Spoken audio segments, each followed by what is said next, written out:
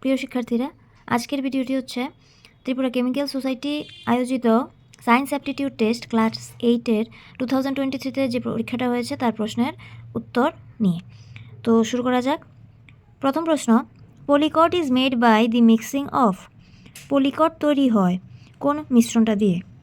এখানে অপশান দিয়েছে পলিয়েস্টার ও কার্পাস সুতোর মিশ্রণ, পলিয়েস্টার ও উলের মিশ্রণ, পলিথিন ও কার্পাস সুতোর মিশ্রণ, পলিয়েস্টার ও রেয়ান সুতোর মিশ্রণ। তো এখানে রাইট আনসার হবে অপশান এ, পলিয়েস্টার ও কার্পাস সুতোর মিশ্রণ বা polyester and cotton. So option A is the right answer. Next question, metals are arranged in the increasing order of their reactivity. Find the correct relation. ধাতুগুলিকে তাদের সক্রিয়তার ঊর্ধ্বক্রমে সাজানো হয়েছে। এখানে কোনটা রাইট অপশান হবে? তো ধাতুদের যে সক্রিয়তা শ্রেণী সেটা তোমাদের প্রথমে জানতে হবে, reactivity series of metals. So সেটা দেখি। তো এটা হচ্ছে আমাদের রিঅ্যাক্টিভিটি সিরিজ, সক্রিয়তা শ্রেণী, যেখানে সবথেকে বেশি সক্রিয় হচ্ছে পটাশিয়াম এবং সবথেকে কম সক্রিয় হচ্ছে AU মানে সোনা। তো এখানে এখন আমরা দেখে নেব আমাদের প্রশ্নে কোন কোন ধাতু দিয়েছে। Iron, zinc, magnesium, copper. তো এখানের মধ্যে যদি আমরা দেখি আয়রন, জিঙ্ক, ম্যাগনেসিয়াম আর দিয়েছে কপার। তো এখানের মধ্যে এই চারটি দিয়েছে প্রশ্নে। তার মধ্যে দেখা যাচ্ছে সবথেকে বেশি কার হবে? চারটির মধ্যে ম্যাগনেসিয়ামের বেশি আর কপারের সবথেকে কম। ঠিক আছে, তাহলে এবার অপশানের মধ্যে দেখব ম্যাগনেসিয়াম বেশি কোপার কম কোথায় আছে। অপশান সি দেখা যাচ্ছে ম্যাগনেসিয়াম সবথেকে বেশি আছে, কপার সবথেকে কম আছে। ঠিক আছে, এখানে option C is the right answer. Next question, chickenpox is caused by. জলবসন্তের জন্য দায়ী কে? এটার জন্য দায়ী হচ্ছে ভাইরাস, আর ভাইরাসটার নাম হচ্ছে varicella zoster virus. So option B is the right answer. Question number 4, the plant root contains nitrogen fixing bacteria. কোন উদ্ভিদের মূলে নাইট্রোজেন গ্রহণকারী ব্যাকটেরিয়া রয়েছে? তো আমরা জানি সিম্বিগোত্রীয় গাছের মূলে থাকে নাইট্রোজেন গ্রহণকারী ব্যাকটেরিয়া। তো এখানে রাইট আনসার হবে মোটর বা pea. Option D is the right answer. Next question, the ash of magnesium ribbon is dissolved in water. The solution turns. Magnesium ফিতার জ্বলনে যে ছাই পাওয়া যায় তা জলে দ্রবীভূত করা হলো, ওই দ্রবণটি কি করবে?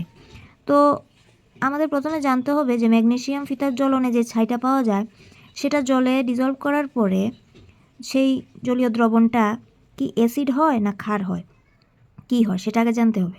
তো এখানে জলীয় দ্রবণটা অ্যাসিড হয়, আর অ্যাসিড নীল লিটমাসকে লাল করে। তাই এখানে রাইট আনসার হবে অপশান এ, নীল লিটমাসকে লাল করে বা blue litmus to red. Question number 6, which non metal is stored in water. কোন অধাতুকে জলে সংরক্ষণ করা হয়? তো এখানে রাইট আনসার হবে phosphorus. Question 7, which gas was used in street light in London in 1810। 1810 সালে লন্ডনের রাস্তাতে আলো জ্বালাতে কোন গ্যাস ব্যবহৃত হতো? সো এখানে রাইট আনসার হচ্ছে coal gas, option B. Which gas is formed by the incomplete combustion of coal. কয়লার অসম্পূর্ণ দহনে কোন গ্যাস তৈরি হয়? Option B, carbon monoxide gas তৈরি হয়। Which one is smokeless fuel. ধোঁয়াহীন জ্বালানি কোনটি? তো ধোঁয়াহীন জ্বালানি হচ্ছে সিএনজি। নেক্সট কোশ্চেন, ফ্লোরা কি? তো ফ্লোরা আমরা জানি প্ল্যান্টসের মধ্যে পড়ে। তো এখানে all types of plants in a particular area. Option B is the right answer. Next question, to increase friction in cycle which one is used. ঘর্ষণ বাড়াতে সাইকেলে কি ব্যবহার করা হয়? The answer is brake pad, option B. Full form of পিসিআরএ।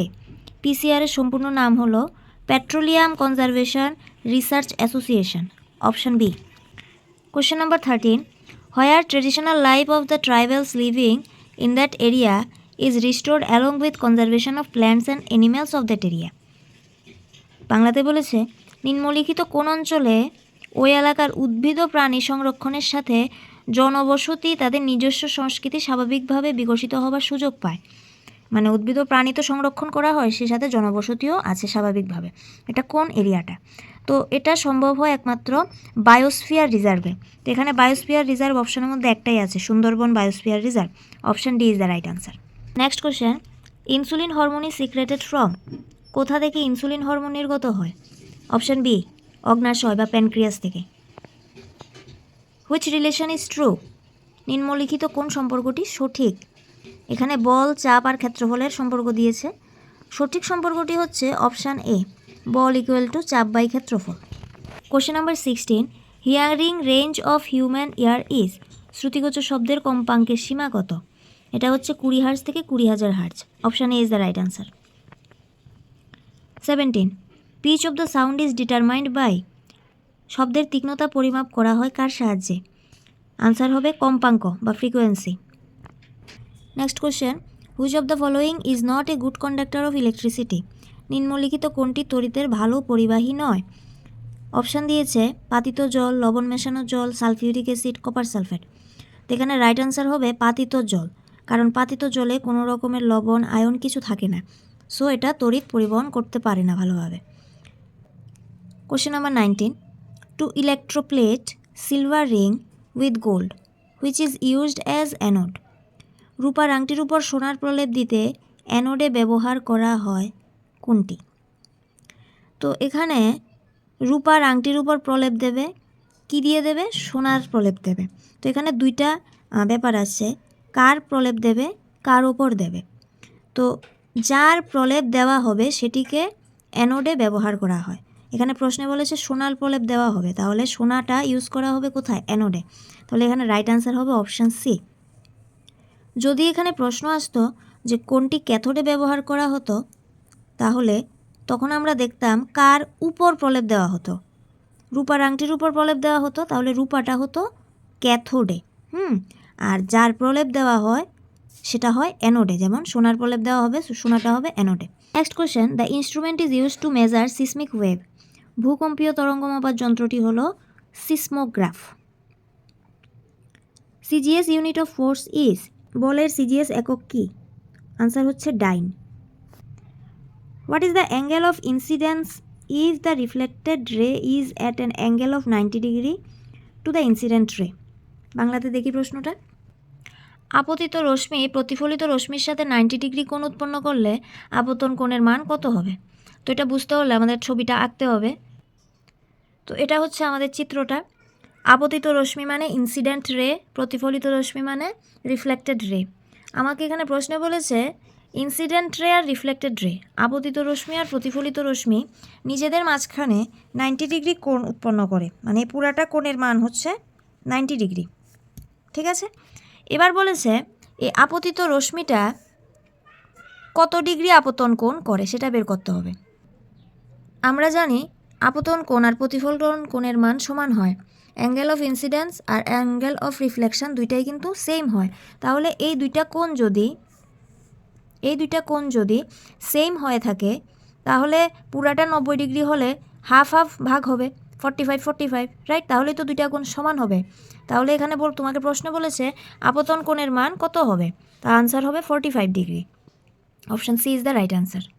Next question, the amount of light entering in the eye is controlled by. চোখে আলো প্রবেশের পরিমাণ নিয়ন্ত্রণ করে কে?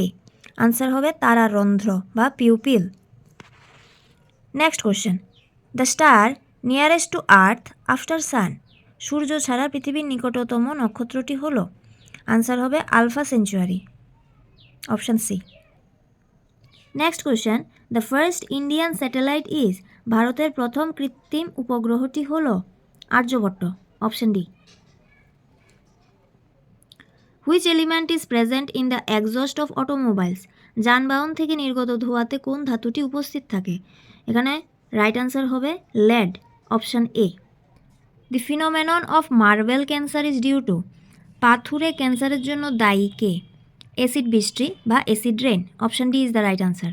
The zone of flame used by goldsmith for melting gold and silver. স্বর্ণকাররা সোনা রূপা গলানোর জন্য শিখার কোন অঞ্চলটি ব্যবহার করে? এখানে রাইট আনসার হবে আউটার মোস্ট জোন বা সব থেকে বাইরের অঞ্চল। Option C. A pendulum oscillates 20 times in 4 second. Find its time period. একটা পেন্ডুলাম 4 সেকেন্ডে 20 বার দোলে। পেন্ডুলামটির দোলনকাল কত? তো এখানে দোলনকাল বলতে বুঝিয়েছে একবার দুলতে তার কত সেকেন্ড সময় লাগে। তো এখানে দিয়ে দিয়েছে 20 বার দুলতে 4 সেকেন্ড লাগে। তো একবার দুলতে কত হবে? 20/4 বা 4/20। যদি আমরা এটা হিসাব করি তখন আমাদের আসে 0.2 second. Option D is the right answer. Next question, a gas produce when aluminium reacts with sodium hydroxide is.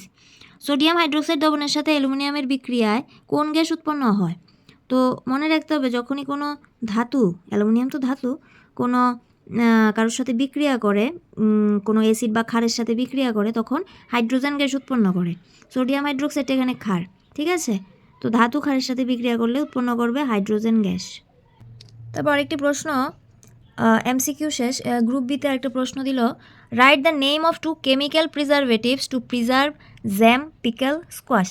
আচার, জ্যাম, স্কোয়াশ ইত্যাদি সংরক্ষণে ব্যবহৃত 2টি রাসায়নিক সংরক্ষকের নাম লিখো।